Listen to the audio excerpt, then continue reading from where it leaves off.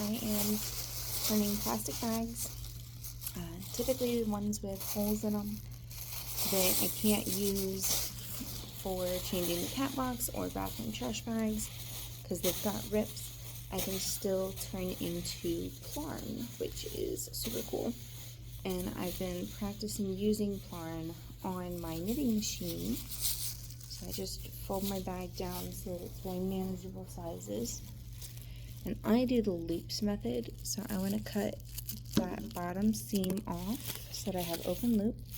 I'll use that to stuff some of my keychains later. I'm going to come up to the top and I'm going to cut off the handles.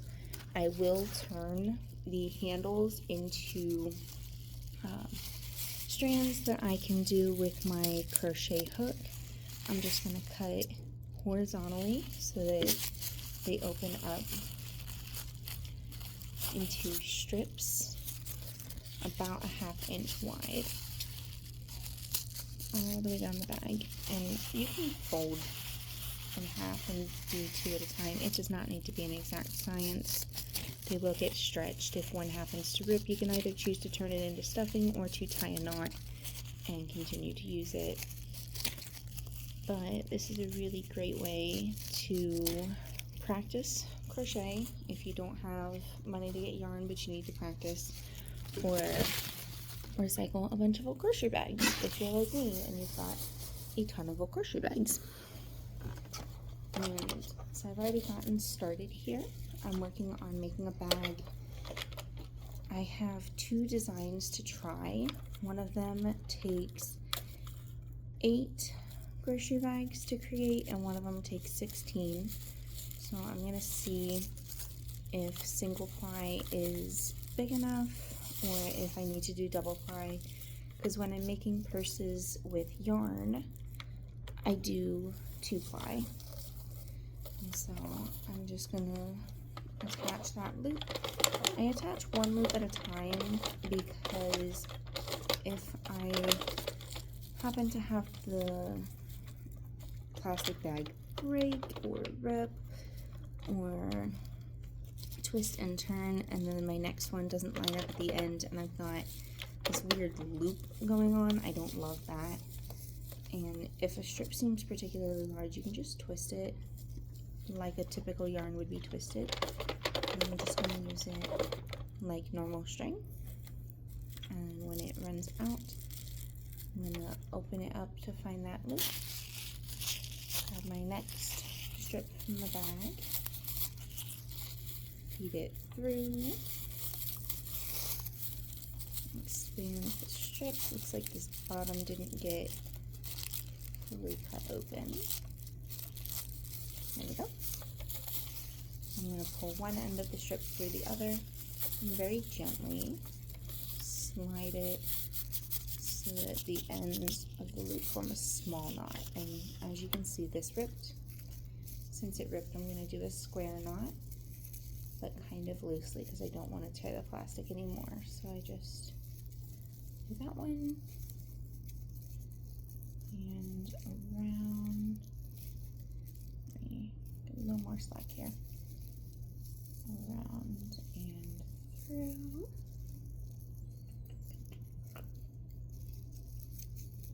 There's a fan casting shadows that are like jittery and it's making it difficult to see what I'm doing. But the other room doesn't have very good lighting to record and show you. Okay. I'm just going to twist because this one has a knot that won't go through there very well, and then I'll hold it off to the side as I crank my machine. And just kind of twist and twist. I twist away from myself just because that's the direction that comes most naturally, but it doesn't matter as long as you're consistent. You don't have to twist it very tight. I just don't want a ton of loose ends all over. I want my plarn to fit underneath the hook of each of these.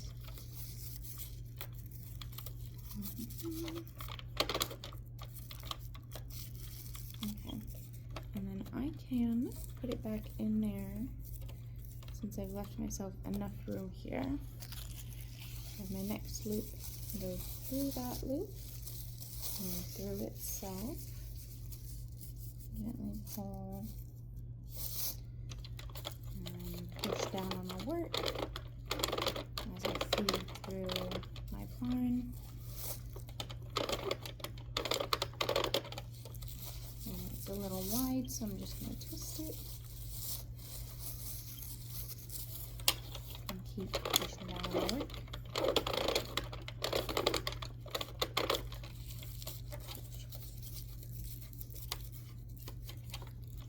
This is my 8th bag, so I am going to make the 16 bag model, but you can see through here how it's coming out. It makes this mesh. It's a knitted bag, but because it's plastic, it doesn't have a ton of slip. However, because it's knitted, it's much sturdier than a plastic bag on its own is. But I don't plan on putting terribly small things in it, so single ply might be fine. I am going to make one double ply of this design though. And then I will take a look from there. I think I want the double ply just because these little ties here and there would keep it tucked away, made invisible in a double ply. For the most part, you know, never perfectly invisible.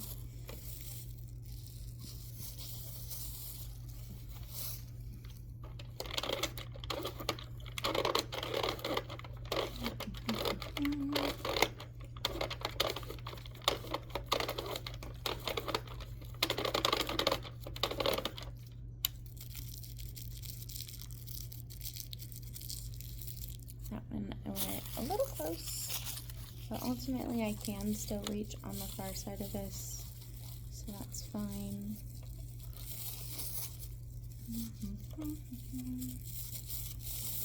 Gently pull this through itself.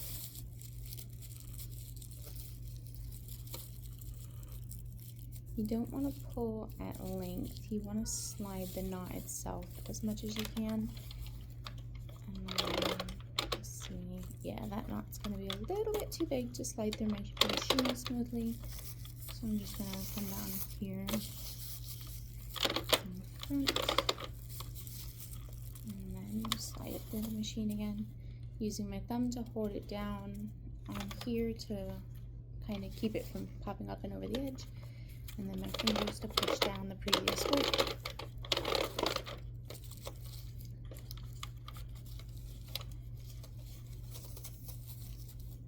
And that is how to use plarn. You just treat it just like regular old yarn. It just has less slip, and it sticks, it's a bit more rigid. But in the end, I have a fully recycled bag that is great for holding fruit or stuffed animals.